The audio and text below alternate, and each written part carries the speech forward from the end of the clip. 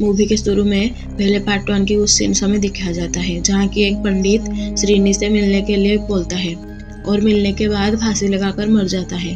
वो पंडित इनको voice recording भेजता है जहाँ की वो कह रहा था कि उनके पास जो उनका दोस्त था वो पहले से ही मरा हुआ था और उनके पास जो है वो उनका दोस्त नहीं है। 6 जून 2009 का दिन दिखाया जाता है जहाँ चल रहे थे। इसी वक्त दो लड़के देखते हैं कि एक अपार्टमेंट में आग लग गई है और वहां से दो लड़के कूद के मर जाते हैं और एक लड़का फांसी लगा के मर जाता है और ये सब डेबी नाम की एक लड़की देख रही थी।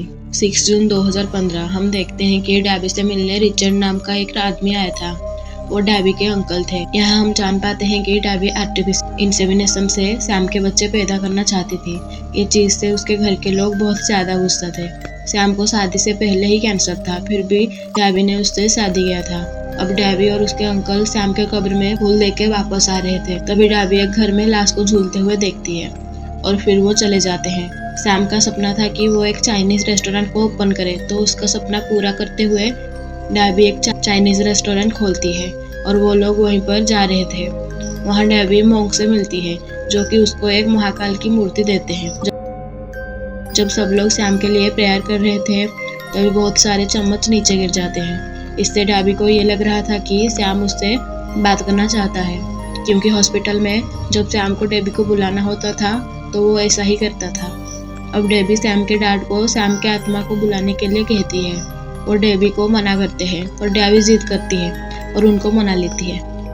यहाँ हम रघु और उसकी सौतेली बहन ऐश्वर्या को देखते हैं जो कि अपनी माँ को लेकर रघु से मिलने आई थी।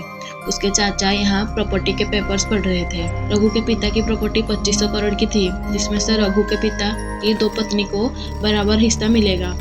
इसका मतलब यह है कि रघु को 25%, उसकी बहन को 5%, यानी कि उसके पहले पत्नी के बेटे श्रीनी को 70% हिस्सा मिलेगा। रघु प्रॉपर्टी के लिए श्रीनी को कॉल करता है पर श्रीनी उनसे बात नहीं करता और फोन काट देता है। यहाँ हम बहुत सारे मॉन्क्स को देखते हैं। उनमें से एक मॉन्क डेबी को कहता है कि हम कोशिश कर रहे हैं पर हम सैम से कांटेक्ट नहीं हो पा रहा है। इसका दो कारण हो सकता है, एक वो तुमसे बात नहीं करना चाहता और दो वो ऐसी दुनिया में है कि वो हमसे बात नहीं कर सकता। मॉन्क अब एक रिचुअल करते हैं डेबी दूसरी दुनिया में जाने के लिए और वो डेबी को कहते हैं कि अगर कुछ गड़बड़ होता है तो वो वहीं फंसी रह जाएगी। उसके बाद वो मॉन्क डेबी को आत्मा की दुनिया में भेज देते हैं। वहाँ जाकर डेबी बहुत सारे आत्मा को देखती है जो कि डेबी से कुछ लिखा रही थी। वहाँ बहुत सारे आत्माओं के बीच डेबी सैम को देखती है और इमोशनल हो जाती है और सैम के पास जाने लगती है। वो मॉन्क आके उनको सैम के पास जाने के लिए रोकती है। डेबी उनकी कोई बात नहीं सुन और सैम के पास जाने लगती है। उसी सैम को भी फांसी लग जाती है और डेबी उस दुनिया से बाहर आ गई थी जिसमें डेबी हेल्प लिख रही थी। उसी पेपर में हम रघु और श्रीनी को देखते हैं। इससे हम ये जान पाते हैं कि इस सब से ये दोनों जुड़े हुए हैं। 6 साल के 5 जून 2021 को हम देखते हैं मॉन्क को जो कि एक पूर्वा को पकड़े हुए थे। दूसरी तरफ हम श्रीनी को हॉस्पिटल में देखते हैं जो कि कोमा में था। हम देखते हैं प्रॉपर्टी का केस कोर्ट में चल रहा है जिसमें श्रीनी को लाइफ सपोर्टिंग मशीन से हटाने के लिए बोल दिया जाता है और रघु को 70% हिस्सा मिल जाती है। अब रघु और उसके चाचा श्रीनी के पास हॉस्पिटल जाते हैं। डेबी ने रघु को शिफ्ट कर दिया था तो वो उसके साथ आर्ग्यू करने लगता है। डेबी रघु से कहती है कि श्रीनी के मरते ही वो सब भी मर जाएंगे। उसके बाद रघु उस मॉन्क के पास जाता है और मॉन्क रघु को कहता है कि श्रीनी के साथ जैसा होगा रघु के साथ भी वैसा ही होगा। अगर श्रीनी मर जाएगा तो रघु भी मर जाएगा। वो चेक करने के लिए डेबी श्रीनी के दोस्त राघवन के घर जाती है जहाँ वो एक लाइब्रेरी गार्ड को देखती है जो कि सैम के पास भी था। उस लाइब्रेरी में एक आदमी से डेबी बात करती है।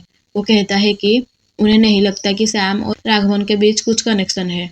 ज्यादा चेक करने पर वो लोग जान पाते हैं कि वो दोनों मरने से पहले एक बुक को ही पढ़े थे जिसका नाम unsung king of the fallen kingdom था। जिसने भी इस बुक को पढ़ा था वो मिस्टीरियस तरीके से मर जाता था। डेबी एविडेंस ढूंढने लगती है। वो देखती है कि सब लोग 6 जून को ही मर रहे थे, सिर्फ साल ही अलग अलग थे। स्क्रिप्ट मिलती है डिमोंटे कॉलोनी नाम का जो कि राघवन ने लिखा था। इस बुक में ये लिखा था कि हर 6 सालों में कोई एक डिमोंट कॉलोनी में जाता है। ठीक 6 जून को उनको एक चेन दिखाई देती है। उस चेन के जरिए कोई खतरनाक शक्ति उन घर में जाने वाली एक की बलि देकर उनकी तकदीर का फैसला करता है, जिसकी मौत उसके हाथों से होती है। वो उस दुनिया में गुलाम बनकर अनंत काल तक रहता है। और वहीं फंसकर रह जाता है। स्क्रिप्ट में राघव ने यह भी लिखा था कि जिस साल में उन लोगों ने किसी को मारने से बचा लिया, उस साल में ये साइकिल रुक जाएगी। अगला दिन 6 जून है, तो डैबी और सैम के डैड लोगों को बचाना चाहते थे। उसके बाद सब लोग श्रीनी के पास जाते हैं। मोंक वहाँ पर महाकाल मुहायान पूजा करने को कहते हैं। मोंक कहते हैं कि वहाँ सिर्फ सैम के डैड ही रहेंगे, क्योंकि उन्हें मेडिकल हेल्प की जरूरत होगी। और सब लोग डिमोंटी कॉलोनी में कांचना हाउस में चले जाते हैं। रात के 12 बज चुकी थी, यानी 6 जून। उस कॉलोनी के आसपास के एरिया को पुलिस ने सील कर दिया था। उस घर के अंदर रघु को एक आवाज सुनाई देती है और वो घर के अंदर चला जाता है, जहाँ उन लोगों को 4 लड़कियां मिलती है जिन्हें घोस्ट ने बंदी बनाया था। उनके आने से वो लोग वहां से गायब हो जाते हैं। उन लड़कियों को लेके पुलिस हॉस्पिटल में जाते हैं। डैबी, रघु और वो मोंक डेबी के रेस्टोरेंट में चले जाते हैं। उसके बाद मोंक उनके शिष्यों को कॉल करके उन पुरपा को यूज करके महाकालयान पूजा करने को कहते हैं। और मोंक्स ने श्रीनी के ऊपर एक कपड़ा रख देते हैं और उसका हाथ पैर बांध देते हैं। उन 4 लड़कियों में से एक लड़की बच गई थी, तो रघु के चाचा उस लड़की को इस सब के बारे में पूछते हैं। वो कहती है कि जब वो उस बुक को पढ़ रही थी, उसी वक्त एक पोर्टल खुल जाती है और सभी लड़कियां कांचना घर में पहुंच जाती है। उसी वक्त हमें रेस्टोरेंट का सीन दिखाया जाता है, जहाँ एक आदमी उस रेस्टोरेंट में आया था और उन लोगों को देख नहीं पाता। फिर ये लोग एक टीवी स्क्रीन में खुद को देखते हैं। उधर उस लड़की अदिति के रूम से वो बुक गायब हो गई थी। जब सीसीटीवी चेक करते हैं, जो कि 5 जून की रात 11:52 की थी, उसी वक्त वो लड़कियां वहीं पर ही थे। पर ऐसा कैसे हो सकता है? पूरी फुटेज को देखने पर हम एक आदमी को देखते हैं जिसका एक पैर नहीं था, यानी वो वही लाइब्रेरियन था। यहाँ हम जान पाते हैं कि अदिति ने उस चेन को रघु के पॉकेट में डाल दिया है। वहाँ रेस्टोरेंट में एक लड़का आता है जो कि डेबी और सबको देख पा रहा था। हम सीसीटीवी में देखते हैं कि रघु वहाँ पर नहीं था। रघु स्टोरेज रूम में पोजेस्ड होके खड़ा हुआ था। एकदम से डेबी एक बाथरूम में पहुंच जाती है, जहाँ वो मोंक से मिलती है। वो मोंक डेबी को वहां से चले जाने को कहते हैं। वहीं पे वो बच्चा भी फंस गया था। यहाँ पर हम रघु को भी देखते हैं, जो कि पोजेस्ड था। वो मोंक और उस लड़के को मार देता है। ये सब चीज ये लोग टीवी स्क्रीन में देख पा रहे थे। अब ये लोग उस स्टोरेज रूम में जाते हैं, जहाँ की कुछ उल्टे क्रॉस बना हुआ था। क्राइस्ट को ना मानने वाले लोग ने डिमोन्स के सामने इंसानों की बलि चढ़ाते थे। ये सब करने से पहले उन्होंने ये सिंबल बनाया था। इसी वक्त उस क्रॉस से कुछ लोग बाहर आते हैं। अब मोंक डेबी और रघु को लेके एक रूम में लॉक कर देते हैं और उस चैन को लेके कुछ चांट करने लगते हैं। ऐसा करते ही रघु के बॉडी में कुछ होने लगता है। यहाँ वो चैन भी बहुत ज्यादा गर्म हो जाता है। जब हॉस्पिटल में पूजा हो रही, उसी वक्त श्रीनी के ऊपर से वो होली कपड़ा आके आग में गिर जाती है। उसी वक्त मोंक के सामने डिमोन आ जाता है और उनको पानी में फेंक देता है। यहाँ मोंक भी पोजेस्ड हो चुके थे, वो डेबी को मारने लगते हैं। रघु मोंक के सीने में एक रॉड घुसा के उनको मार देता है। तभी रघु के चाचा और अदिति उनको देखने के लिए उस रेस्टोरेंट में आए थे, पर वो भी उन लोगों को देख नहीं पाते। अब वे लोग बाहर निकलने की ट्राई करते हैं। इसी वक्त डेबी को सैम दिखाई देता है, जो कि डेबी को कहता है कि वो प्रेग्नेंट थी। और हम यह जान पाते हैं कि जो छोटा लड़का यहाँ ऑर्डर लेने के लिए आया था, वो सैम था। सैम डेबी को उसे बचाने के लिए कहती है। तभी यहाँ रघु आ जाता है और सैम गायब हो जाता है। हॉस्पिटल में श्रेणी को डिमोन ने पोजेस्ट कर लिया था।